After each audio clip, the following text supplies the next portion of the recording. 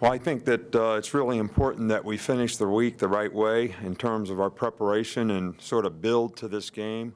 We know it's going to be a challenging conference game on the road against a big rivalry team like Tennessee, and I think that they're playing extremely well, and we know we're going to have to play our best and play a full game, and that's one of the things that we need to do is to keep it going for a full 60 minutes and not play up and down, not have lapses in the game. And I think this is important in this game, but I also think it's important to develop that kind of consistency so you have the best, chance to be successful. So I think in rivalry games like this, people are always going to ask, how did you do against Tennessee?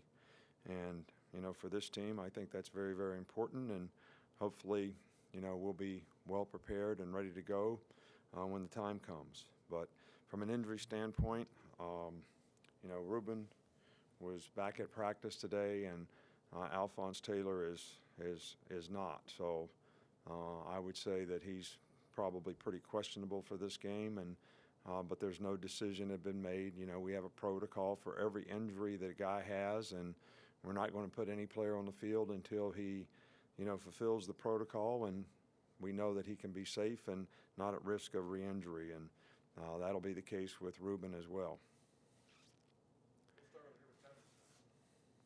Coach, on Minka's interception return, do you still talk to a player about returning it that deep, or does he kind of get off the hook since he scored? Well, typically I think you got to allow players to have instincts about, should I take this out or not take it out? I think when he caught the ball, he kind of looked upfield and saw that he had a pretty good opening, so he took it. My first thought was before I looked is, don't bring it out. But once I saw him bring it out and saw the opening that we had and how our guys had lined up down the numbers, and I don't even think they had a guy that had a chance to make the tackle. So I think you gotta respect the player's instincts when they do something like that. But and it depends a little bit on the situation in the game as well. Go back here to Rayner and then Cecil. With the pattern matching type of coverage scheme that you guys use, how intelligent do you have to be as a defensive back to play for you? Well, I don't think we play three things, and I think that we play zone, which means you get to an area and break on the ball. We play man-to-man, which means I got that cat, you got that cat, and he's got that cat. All right, so you play your man. We play that.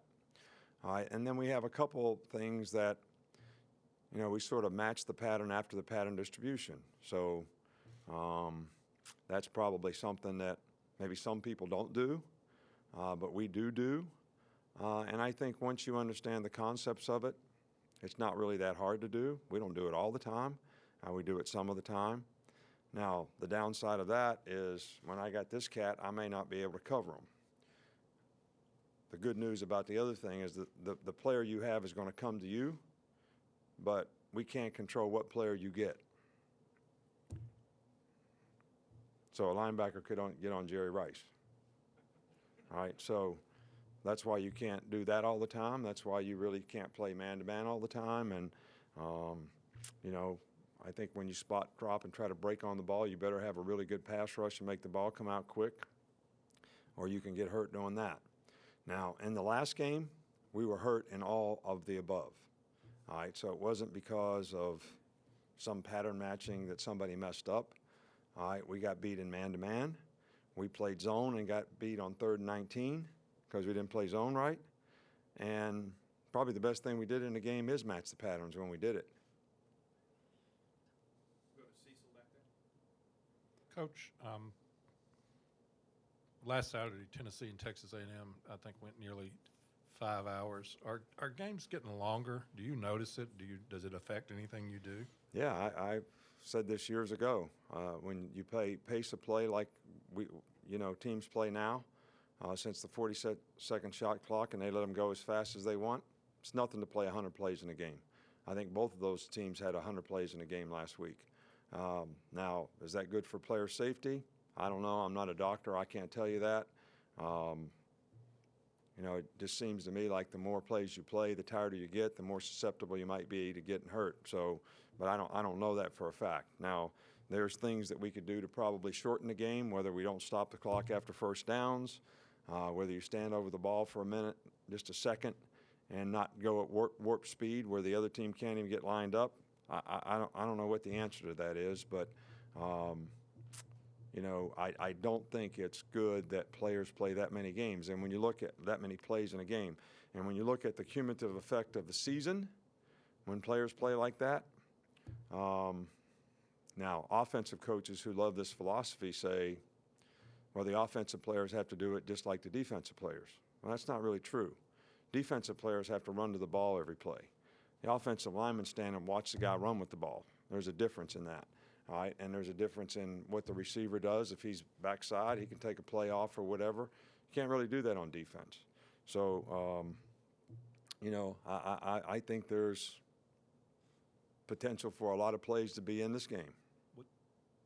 I think your defense was on the field 50 plays against Arkansas in the second half. In the second half. Were Well, but that's twofold. You know, that's partly our fault. A, we don't get our you-know-what off the field on third down. All right, and second thing is you got to keep the ball on offense, which we had the ball for 17 plays. You know, I talked about that on Monday. You know, first play we fumble. All right, we get an interception back. We go 4 plays and score, which we fumbled in that drive too. We go 3 plays. We go 2 plays and throw an interception. We go 3 plays and out. We go 5 plays and out. We go 3 plays and out. That's our second half. All right, and when you're ahead in a game, you got to be able to control the game, all right, on both sides of the ball, and we didn't do that. How is Bo Scarborough coming along in his progression to be a total overall running back, blocking, carrying the ball, all that? Good. He's doing a good job. We you know, he made a nice run on the last game for a touchdown, and I think he's getting more and more confident, and I think he's going to be a factor for us before this season is over. You're in the middle with Michael. What's the message to a player when fumbles become contagious? Does it become a confidence issue at a certain point? Well, what we talk about is, you know, there's a technical way that you're supposed to carry the ball. All right, and when guys don't carry the ball that way, they're going to be more susceptible to fumbling. And, you know, when Damian Harris fumbled, he got popped, you know, hat right on the ball. When our Darius Stewart fumbled, he was not carrying the ball correctly. So he's going to be more susceptible to fumbling, especially when people come from behind, because they can punch it or strip it if you're not carrying it right. So, you know, it happened to Texas A&M's running back in the last game on the 2-yard line. So these are technical fundamental things that you try to work on and correct. That's what we do. And players have to have confidence if they do things correctly, they're going to minimize their chances of having bad things happen. Obviously, you know what it's like to, for lack of a better term, bring an SEC program back. With that in mind, how would you characterize the job that Butch Jones has done at Tennessee? And do you take any, when you do something like that, is it possible to take any satisfaction in bringing a program back that has that kind of interest?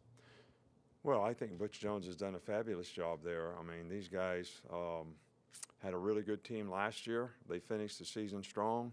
I don't know how many games they went in a row, 12 or 13 or 14 or whatever it was, from last year to this year. That's pretty strong. The only loss they have is to a top 5 or 6 team in the country.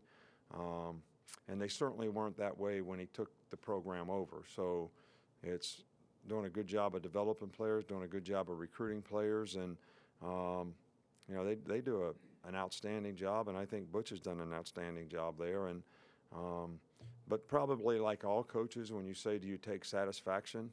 I don't take any satisfaction in anything that we've done here because I'm just worried about winning this game. So pretty slippery pole from the penthouse to the outhouse when you're in this business. So you don't take satisfaction. You don't take satisfaction. That's what causes lapse in games. You take satisfaction when the score is 42-17, and then you go out there and get your ass kicked, in the next series. So you can't take satisfaction. You got to keep on grinding. You know, that's what competitive people have to do, and that's what competitors do, and that's what you have to do in this game. Yeah, with the concussion protocol specifically, is there a certain number of things a player has to do by a certain time that you or the medical staff wants to see? Look, I got nothing to do with it, all right? I'm not a doctor. I'm not a part of the medical staff. I never determine whether a player plays or doesn't play. All right, and there is a protocol, and there is a number of things that a player has to do. And the medical people, the doctors and the trainers and all that, put them through the protocol, and they decide when they can play and when they can't play. I have never made a decision about a player, whether he plays or he doesn't play, whether it's in the game or right now. So I have too much respect for the players and their future and their careers to ever put a player at risk. Most of the time, I'm telling players, look, I know you want to play, because I ask a guy sometimes even when the medical staff says he can play.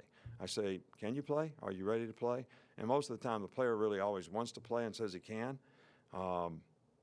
But the question is can you go out there and do your job like you want to, and do you feel comfortable and confident you can do that, regardless of what the issue is? All right, and that's always something to me that's important from a player's perspective, regardless of what his medical circumstance is.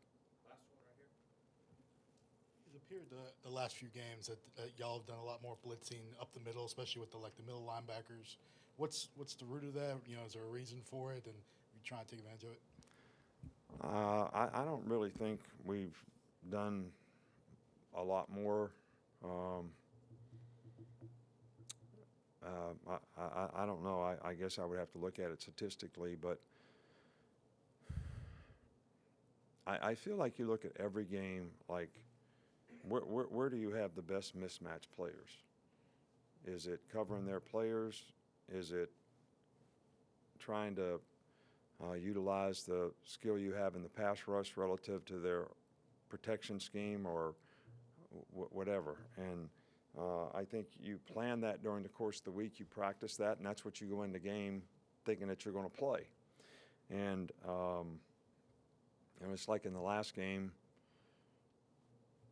you know, they throw a lot of move the pocket stuff, so we wanted to bring guys off the edge to try to contain the quarterback. So it may look like we were more edge pressure. On third down, you know, we weren't doing a great job of covering them, and we were doing a pretty good job of forcing the pocket. So you say, all right, we'll pressure a little bit more.